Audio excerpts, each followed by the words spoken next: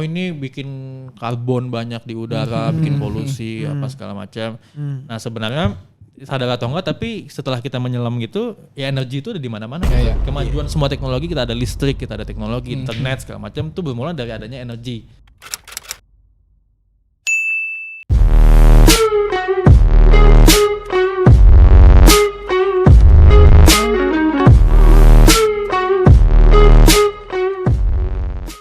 Kembali lagi di MBC Muda Berbagi Cerita bareng gue Bantet dan MGB Mujab. Jab, ada yang bilang di dalam politik itu tidak ada yang namanya sahabat atau teman atau lawan. Adanya apa? Yang ada hanyalah kepentingan. Aduh, bagus gak? Bener kan tapi? Bener. Dan episode spesial kali ini nggak spesial sih sebenarnya. Nggak, seluruh episode kita bilang bisa spesial gitu. Dan di episode kali ini tuh sebenarnya akan membuka tabir persahabatan antara partner host gue nih si Mujab dengan guest kita. Boleh nggak gue deg-degan? Deg-degan banget nih gue. Hari ini kita udah kedatangan namanya Ahmad Alhamid. Alumni dari FISIP UI angkatan 2013. Tepuk tangan dulu dong. Terima kasih ya. Ini kenapa gue tadi ceritain ini, karena ceritanya dulu. Jadi ketika pemilihan ketua BEM FISIP UI, mereka berdua ini sebenarnya sahabat. Cuma Mujab maju, Ama maju. Iya bener kan? Karena dua-duanya sama-sama ambis gitu. Sama-sama ambis terhadap kekuasaan. Iya, memang kekuasaan. Dan gue ada di lingkaran itu persoalannya. Lu sebagai apa dulu? Gue dulu sebagai tim sesnya Ama. Nah, emang Mahfud MD. Tapi dulu tuh Bantet satu divisi sama gue. Jadi gue kira kayak kita deket deh Bantet. Kayak kita tapi deket. kenapa lu gak mendukung gue gitu? Politik tadi. Politik, betul. Kan gue kepentingannya beda dong. Iya. Dia tahu yang mana yang menang tadi. Oh iya. Nice. Dia tahu mana yang menang. Betul sih. Tapi sejujurnya ya Tat ya, kalau gue maju gue juga gak optimis menang sih. Tuh kan. Belum. Cuma kan Tuhan kan maha adil Jab. Betul. Ama maju, dia gak menang Apnon. Ama menang, lu gak menang BEM FISIP, tapi lu menang Apnon. Tapi gue menang BEM UI. Iya. Lebih banyak. Iya. Adil. Semua orang punya rezeki masing-masing. Itu mungkin sedikit flashback kali ya. Kita kangen juga sih masa-masa perkuliahan yang kayaknya tuh kita bisa menjadi orang seutuhnya gitu, nggak kayak di dunia korporat. Bagus gak bridging gue? Parah. Pas banget. Bagus ya. Kadang tuh lu di dunia korporat tuh lu bisa menjadi diri lu sendiri, tapi kayak ada yang ditutupi. Atau ada yang harus dikontrol. Betul. Demi kepentingan profesionalitas. Ada Tan Malaka tuh pernah bilang, idealisme adalah kemewahan terakhir yang dimiliki oleh pemuda. Wih. Dalam gak sih tuh? Bener kan Tan Malaka kan ya? Itu. gue takut salah. Bener gue yakin. Itu di bukunya yang mana? Madilog. Aduh. Pokoknya Tan Malaka. Tan Malaka bisa cari ya di Google gitu. Dan ini Ama punya kisah menarik karena gue mengenal Ama sebagai leader terus. Ama tuh jadi leader ketua BEM FISIP UI, terus sempat jadi ketua Ikatan Abang None Jakarta Utara. Iya.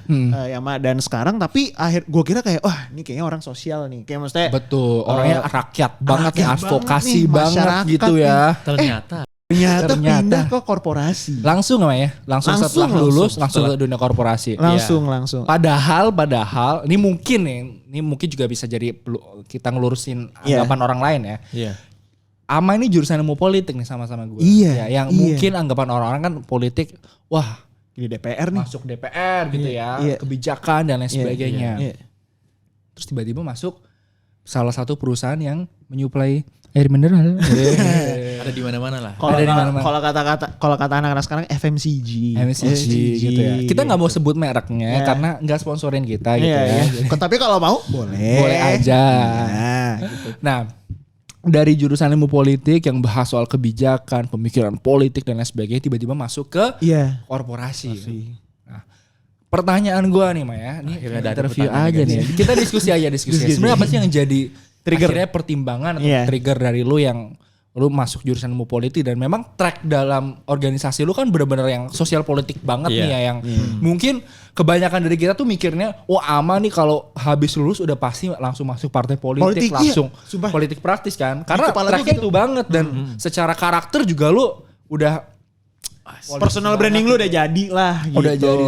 Iya. Terus mungkin ya karena gue udah tahu ceritanya kayak gimana, mungkin banyak orang juga yang kaget tiba-tiba Ama masuk ke korporasi. Apa sih trigger yang akhirnya ngebuat gue seperti itu? Iya, jadi memang latar belakangnya penasaran itu kan sejak sebelum lulus ya. Jadi kan gue coba magang dulu di DPR. 2 kali waktu itu magang di DPR di partai pemerintah, di PDI. Habis itu coba ke oposisi Gerindra. Udah coba dua-duanya nih. Habis itu merasa bahwa di tahun-tahun terakhir kuliah tuh mulai memikirkan ulang apa sih prioritas utama kita gitu. Prioritas gue waktu itu karena orang tua udah pensiun, habis itu kondisi keluarga memang mengharuskan gue punya kemandirian finansial lah intinya gitu. Jadi akhirnya mulai mikir ada istilahnya ikigai kan. Ikigai. Jadi apa yang kemampuan yang kita ungguli, apa yang bisa menghasilkan uang, intinya cari titik tengahnya. Waktu itu gue akhirnya mikir, nggak mesti politiknya, tapi dilihat apa sih dari diri gue yang mungkin bisa punya nilai jual untuk korporat, atau mungkin dari soft skill dan segala macamnya. Akhirnya mulai memantapkan saat skripsi waktu itu udah menjelang akhir, memantapkan lah kayaknya pengen ke korporat karena pertama waktu itu mikirnya karir path-nya mungkin lebih terlihat jenjangnya gitu. Emang kalau di politik enggak, Mak? Politik itu elektoral kan? Maksudnya elektoral. Nggak punya jenjang tapi bisa langsung instan lebih samar gitu. Lebih samar sih. Kalau kayak kita lulus punya darah biru, punya modal uang yang banyak, bisa langsung pilih gitu. Nah waktu itu gue mikirnya karena kita bukan darah biru, nggak ada modal. Kecuali namanya Ahmad Bakri. Mungkin gitu. Aduh lucu lagi. jadi mikirnya sih kayak gitu ya. Intinya politik tetap ada dalam mimpi gue gitu. Bahkan waktu gue interview MT di perusahaan FMCG ini, cita-citanya apa gitu, ditanya sama direkturnya, gue bilang cita-cita gue jadi politisi. Dia juga bingung, kenapa politisi masuk sini gitu, kenapa nggak PNS aja? Jawaban gue sama, maksudnya gue waktu itu tidak ingin jadi PNS tapi politisi. Dimana politisi itu kan elektoral, maksudnya penting gue lihat lah pejabat-pejabat yang jadi politisi itu mostly latar belakang profesional. Betul. Karena dia punya backing pemahaman yang baik dulu dan tahu apa yang dia perjuangin jadinya. Jadi bangun karir profesional dulu, baru nanti umur 40 atau ke atas itu masuk ke politik. Gitu. Jadi lu memutuskan ya selain tadi ada faktor kebutuhan dan lain sebagainya, lu lebih memilih bukan jalannya tapi milih isunya kan? Iya. Jadi kita punya isu juga. Jadi kita daripada sekarang langsung masuk politik, pertama modalnya nggak ada, isu yang diperjuangin juga masih abu-abu. Mending udah bangun aja profesional dulu, nanti makin cemplung, makin dalam tahu. Jadi akan tahu apa yang diperjuangin gitu. Jadi di kantor politik. Dia masuk serikat pekerja aja. Waduh.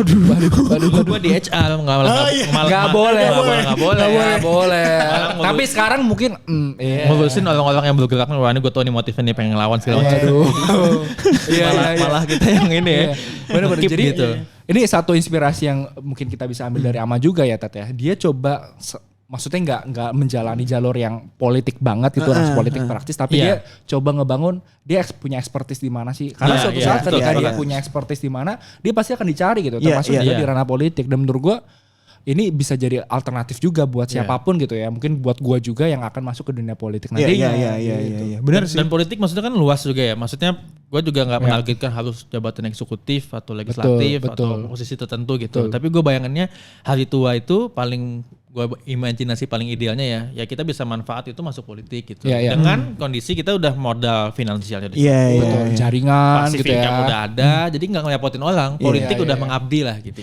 Soalnya banyak banget berita kalau misalnya lu gagal jadi caleg gitu ya. Dan lu masuk rumah sakit jiwa lu karena hutang lu banyak dan emang dana lu dalam berpolitik tuh sebenarnya besar banget. Gede banget. Mental, fisikal dan finansial. Simpelnya dulu bayangan gue tuh kayak pelampung di pesawat lah. Kayak kita kan diajarin pelampung itu kita yang pakai pelampung dulu, kita nolong orang lain gitu. Jadi gue memantapkan diri gue dulu secara modal sosial, modal politik, ekonomi udah cukup. Jadi gue nggak ngerepotin orang lain. Lalu gue masuk politik untuk udah ngabdi aja bantu orang gitu. Jadi menarik Tat. Dia kan bicara ada sekitar kayak 2 opsi lah, yang sebenarnya memenuhi needs dia dengan karir path yang lebih jelas antara korporasi atau kemudian PNS, profesi paling diidamkan oleh calon mertua. Nah, Kenapa nggak milih jalur itu? PNS menarik juga. Tapi itu PNS kayak Kemenlu atau Bappenas gitu ya, yang politik bisa masuk lah, itu menarik gitu. Cuma kenapa alasan paling simpelnya karena waktu kita lulus 2017 17 akhir ada bukaan. belum ada buka PNS. Sedangkan gue udah apply swasta waktu itu manajemen training, akhirnya udah lolos duluan, sudah akhirnya coba nyemplung lah di MT. Lu waktu itu nyaman mau gitu ya? kementerian apa, Mak? Kemenlu. Kalau bisa milih, mungkin gue akan pilih Kemenlu ya atau Bappenas. Gue tuh ngebayangin lu, Mak, jadi diplomat UN gitu. Ntar lu ngobrol sama BTS. Wow. Lu ngerti sih? Pakai jazz gitu kayak, weh temen gue nih Ama nih. Terus kayak debat-debat gitu kan. Tapi mungkin ya gitu, mungkin ini bisa jadi ngasih gambaran juga ke teman-teman yang lagi kuliah bahwa kehidupan nanti pasca kuliah tuh mungkin nggak linear. Bukan nggak seindah, nggak selinier. Iya. Nggak selinier. Dan banyak hal yang alternatifnya banyak gitu. Alternatifnya banyak dan banyak hal di luar ekspektasi gitu, which is okay. Gue juga pernah baca artikel ya, katanya memang proporsi orang yang kerja tidak linear dengan jurusan itu lebih banyak linear. Iya. Karena menurut gue nih, ya setiap orang punya pendapat masing-masing ya. Pendidikan tinggi di kita tuh nggak secara spesifik bikin orang tuh punya expertise apa sehingga pasti dunia kerja pun kayak bisa lo nih antropologi akhirnya masuk ke startup bisnis gitu kan. Iya. Jadi memang alternatifnya sangat-sangat terbuka gitu ya buat orang-orang. Iya. Apalagi kan kalau kita dibilang tuh sekarang kondisi VUCA gitu ya. VUCA. Jadi volatile banget, kan serba tidak jelas. Betul. Jadi jangan hanya bergantung pada latar belakang. Jadi, dulu gue juga sering dibilang you are more than just your background gitu. Jadi mesti adaptif. Kayak situasi pandemi orang pada pindah ke online, shifting gitu. Jadi jangan terlalu di zona nyaman lah. Masa jurusan kita udah di situ enggak lah, cari peluang. Oke, lu kira-kira akan berapa lama nih, Mak? Maksudnya dalam jangka panjang lu. Maksudnya lu mungkin udah punya blueprint kan? Iya kan kayak gue harus ini nih, gue berapa tahun nih di sini, terus gue harus nikah kapan nih? Itu susah ya. Susah ya itu doang. Beda hal itu ya. Beda hal itu ya. Tapi kira-kira kalau misalnya lu gitu, bagi lu tuh lu akan pindah ketika lu udah mencapai sesuatu atau apa gitu. Lu sebagai seorang karyawan di korporasi ya. Jadi setiap kita masuk perusahaan itu kan kita pasti punya keinginan ya. Posisi tertinggi apa sih yang kita bayangkan kita bisa capai, qualify di situ atau bisa capai. Nah, gue bayangin kalau sekarang di posisi misalnya stakeholder relation gitu, ya minimal kita di posisi tertinggi di divisi itu gitu. Jadi kita udah settle di situ, udah menguasai value kita udah tinggi lah. Jadi mau pindah perusahaan, gue orang menganggap kita memang capable di situ. Nah di titik itu kita udah merasa oke, kita udah punya semua nih. Nah, sekarang kita tinggal ngeliat gimana kita melebarkan sayap kita, apa expertise yang kita punya untuk kebermanfaatan lingkungan kita. Lu mau lebarin sayap, mau masang baliho juga? Waduh, kepak sayap. Kepak ya. Oke, nah nih Ted, yang perdebatan yang sering banget kita dengar gitu ya, idealisme versus korporat. Itu satu hal yang katanya nggak bisa match gitu. Nggak bisa match, ya. Apalagi lu kan ketua BEM gitu ya, yang memperjuangkan hak rakyat gitu ya, turun ke jalan dan lain sebagainya. Terus kemudian masuk ke korporasi gitu ya. Kita nggak boleh sebut perusahaannya, masuk korporasi. Lu pernah mengalami momen kayak dilema. Ini bukan seperti yang gue bayangkan atau nggak yang gue yakini gitu selama di kampus.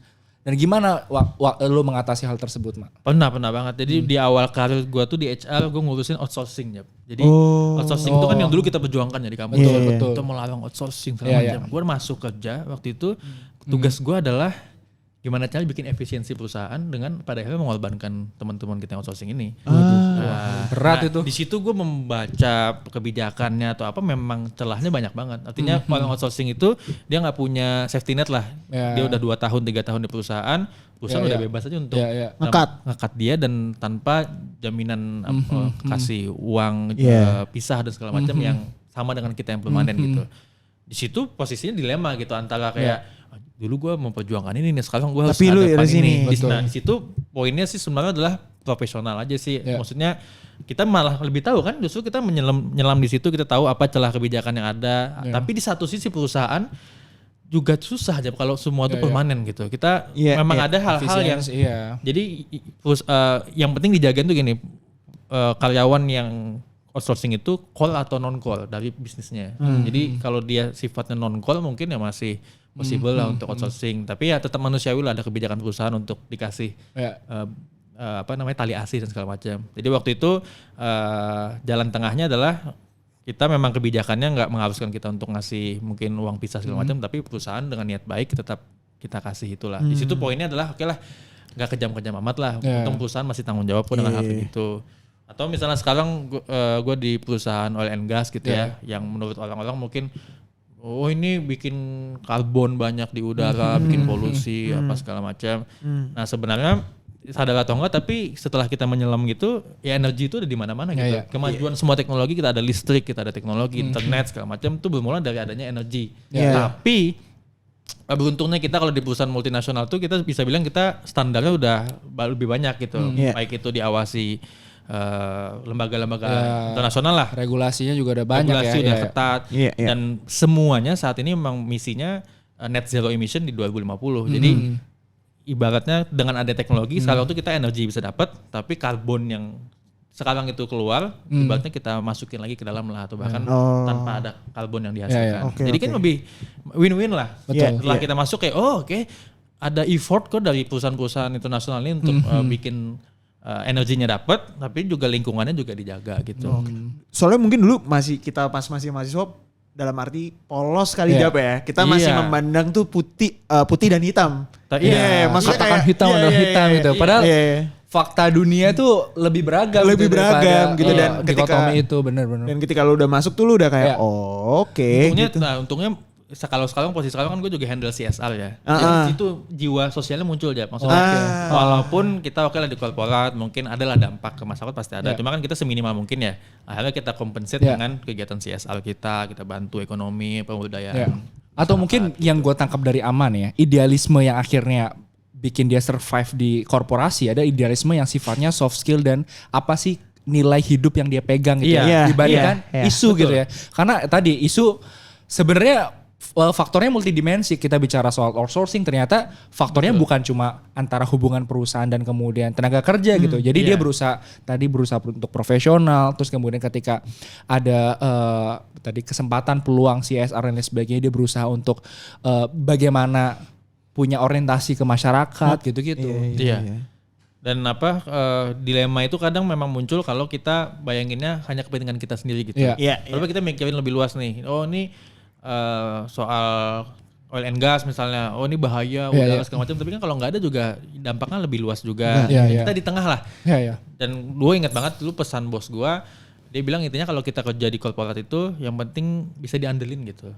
Dan kita punya value kan, yang idealisnya yang dijaga tuh value soft skill kita. Kita jujur, kita nggak integritas gitu menyaing menendang tanganan kiri, bersaing secara tidak sehat dengan teman di kantor ataupun masyarakatnya nggak juga kita juga adil gitu ya. Jadi so far sih dilema itu ya di manage dengan buka aja kacamata kita lebih luas lagi, open minded. Dan jangan memaksakan kehendak sih. Pasti nggak, gue akan kasih tahu pasti nggak semuanya 100% yang gue kerjakan gue senang gitu. Pasti 60% mungkin gue senang, 40% kayak ada penyesuaian, gitu. Tapi pelan-pelan kan ya kita semakin paham ini tanggung jawab kita dan kita profesional menuntaskan. Alhamdulillah. Ada satu quote yang gue dikasih sama teman gue. Dia bilang, Tet, intinya itu semua pekerjaan capek, tapi lu boleh milih pekerjaan yang lu tuh mau capek di situ, ngerti nggak? Lu tuh mau, lu rela untuk capek di situ gitu. Dan itu yang orang sebut sebagai passion kan? Mungkin di situ kali ya. Gitu. Dan nggak semuanya juga, jangan akhirnya, gue pengen nyari passion, nggak sedikit-dikit. Karena passion itu perlu proses gitu ya. Iya. Dan lu harus melalui itu semua buat dapat passion. Mencintai gitu. Kalau lu sebelumnya nggak cinta, lu belajar mencintai. Apakah kita harus beralih ke topik itu? Mungkin. Tapi bener maksud gue, Ama kan dulu prosesnya itu dia mencintai let's say dunia kepemimpinan, sosial gitu-gitu, tapi bisa jadi ketika udah di korporasi bisa beda juga ya betul. Dan bahkan lu sekarang udah S2 juga di bidang yang berbeda dari S1 lu, ya kan? Betul. Gitu. Dan ini bentuk satu kecintaan dia juga terhadap pekerjaan kan, berusaha untuk memperdalam cara keilmuan. Lu S2 apa? Arkeologi ya? Antropologi. Manajemen. Atau gimana, Mak? Gimana? Bantuin nih teman gua nih, dia juga mau bergerak di bidang oil and gas kan. Siapa yang bilang? Banyak loh. Iya loh, mau loh dia. Banyak, buat CSR banyak. Posisi yang gua selalu jalani kayak community gitu ya. Iya, dia mau bikin Pertamini. Gini nih, abangnya. Lu kalau ini ya, kalau yang pernah ngisi ke Pertamini, lu harus lihat ibu-ibu yang gini dulu. Nanti dia baru gitu. Nanti Wah itu seru banget gitu. Satisfying banget sih. Gitu. Satisfying. Daripada lu beli yang kon kan, kalau yang di kon lu tinggal gini-gini doang. Bener. Si ibunya lu mending Pertamini nih. Tolong dibantu lah ya. Tapi gue nanya deh, Pertamini itu legal gak sih? Sebenarnya ada yang legal, ada yang enggak deh. Karena setahu Pertamina juga sekarang bikin tuh. Pertashop. Ada ya kan yang resminya. Pertashop namanya. Pertashop.